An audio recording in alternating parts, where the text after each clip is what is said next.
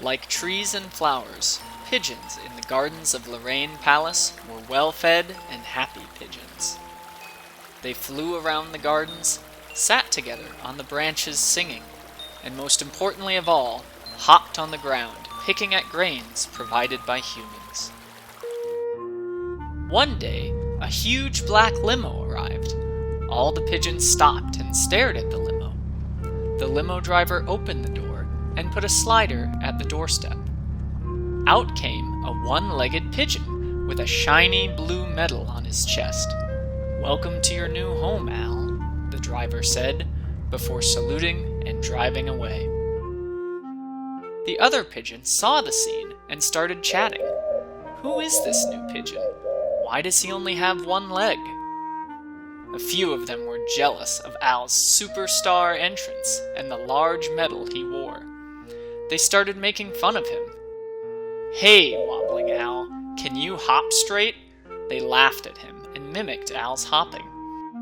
The bullying lasted a few days, but despite their rude, hurtful words, Al held his head high and kept quietly to himself.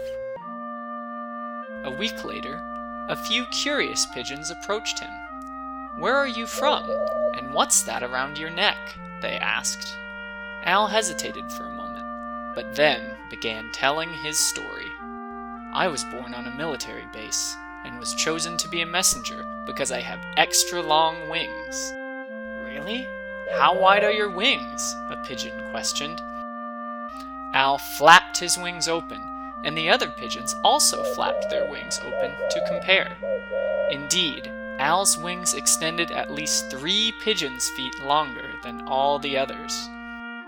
"How did you become a messenger?" another pigeon asked. "I spent months training with other pigeons in the mountains. Every morning, when the gate opened, we had to fly as fast as we could while carrying a message to return to the base.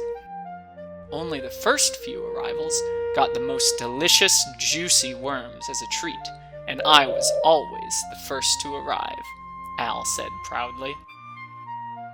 "What did you do as a military messenger?" A young pigeon wanted to hear more about Al's story, so Al talked about his life on the battleship.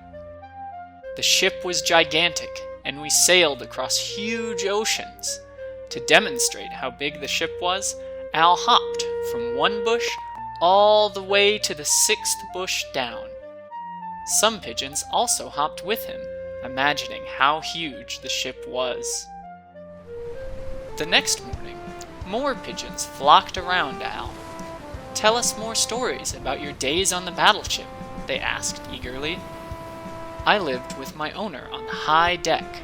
For so many days we sailed across the vast blue ocean, without seeing anything but the sky and water," Al said.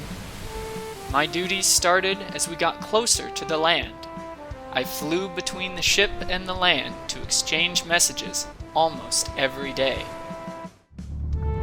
According to Al, the land was filled with thick, awful-smelling air, ruined buildings, burned trees, and rolling tanks with fire and loud noise. "Often I had to fly low and high, over the lights and smoke," said Al. A pigeon asked for the story behind his missing leg. At first, Al didn't want to talk about it, but all the pigeons insisted. After some hesitation, Al began to describe that day. It started off as a smooth mission, but the trouble began when he was flying back to his owner with the message. "I was dodging the flames and weaving through smoke, but then suddenly there was an explosion right on my tail," said Al.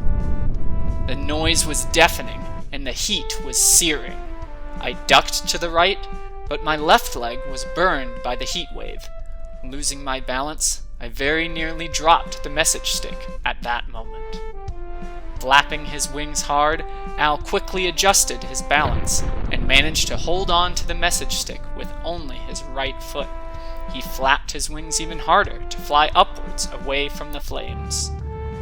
"I flew day and night non-stop, and finally I reached my ship," Al said with great relief. "My owner was so happy happy to see me, because the military had been anxiously waiting for the message. My left leg was burned badly, so the doctor had to remove it. Once I recovered, the military presented me with a medal and a plate full of yummy treats. As Al showed them the medal with a modest duck of his head, all the pigeons clucked appreciatively and nodded their heads with great respect. They now knew that Al, the one-legged pigeon, was a hero. They were proud of him and happy to be his friends.